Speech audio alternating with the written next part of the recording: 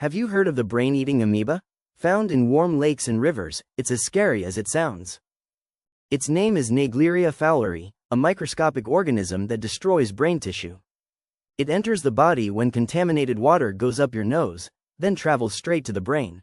Once inside, it causes severe headaches, fever, confusion, and in most cases, death within days. But you can protect yourself. Avoid diving in warm freshwater, use nose clips, and only use boiled or distilled water for nasal rinses. It's extremely rare, but extremely deadly.